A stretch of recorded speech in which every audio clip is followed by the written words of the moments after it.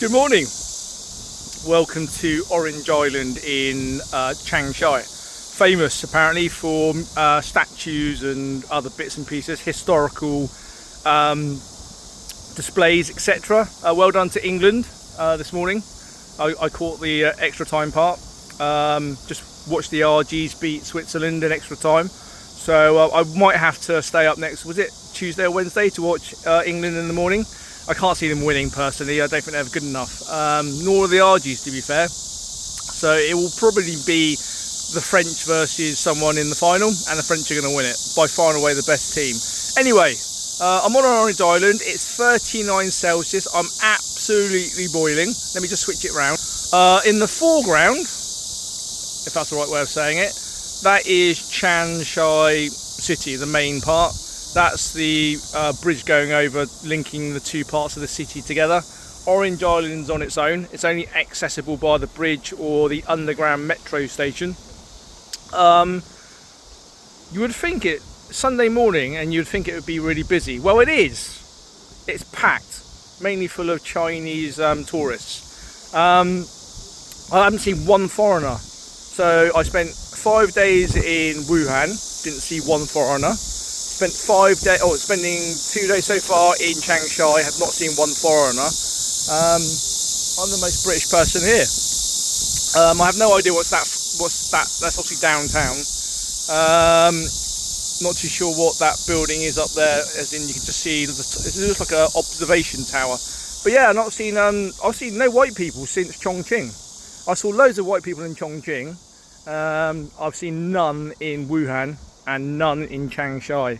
I've only seen Chinese. I've seen quite a few Hong Kong because I've heard the Cantonese language.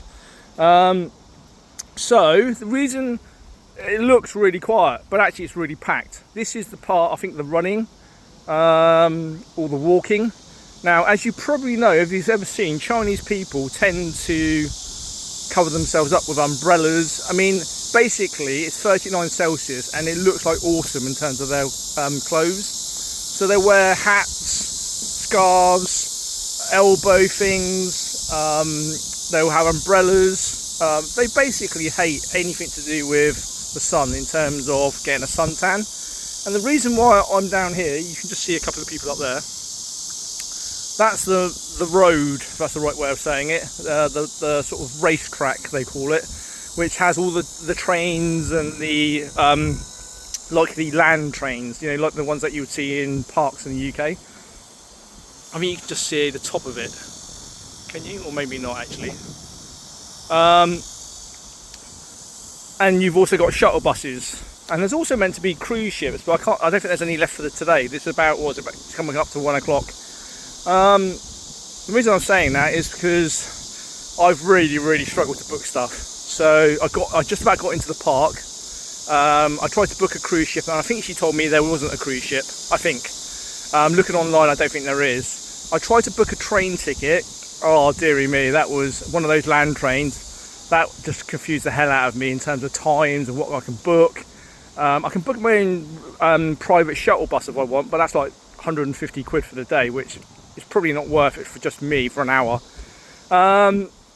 So yeah, just really confusing. So if you ever come to China, and that's the reason why I'm down here, because I'm the only person probably walking. Everyone else is on a shuttle bus or on the land train or whatever.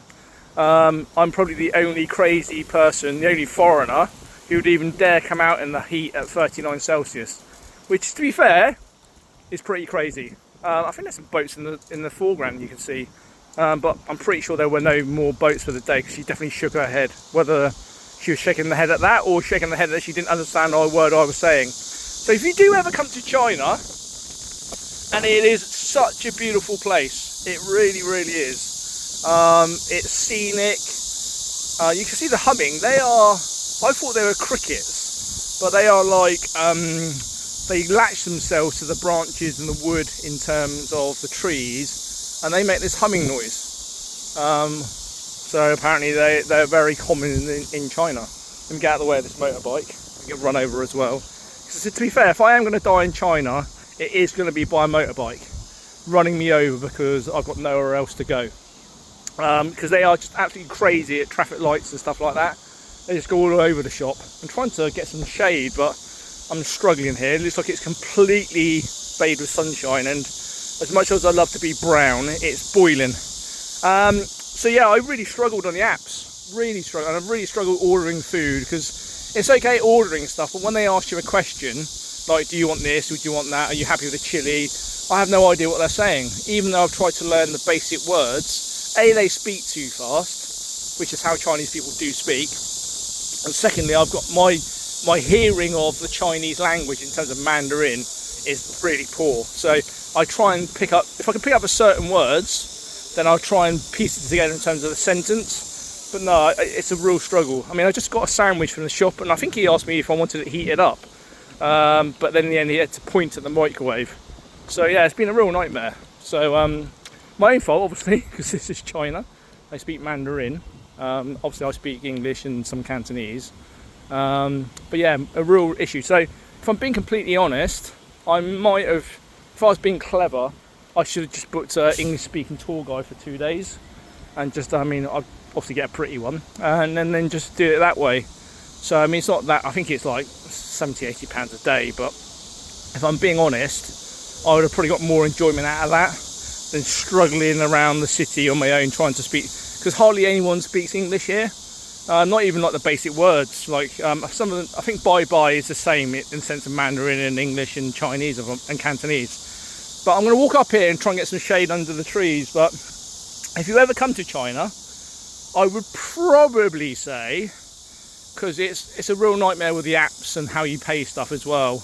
I'm really struggling to order takeaways and taxis. So sometimes I think it's sometimes better maybe to go in a tour group. You might have to pay a little bit more, but I think you'll get a better experience. Although to be fair, because you might look white, you might get a bit more help. Whereas I look Chinese and I don't speak a word of it, they look at me as if I've just come off the mothership.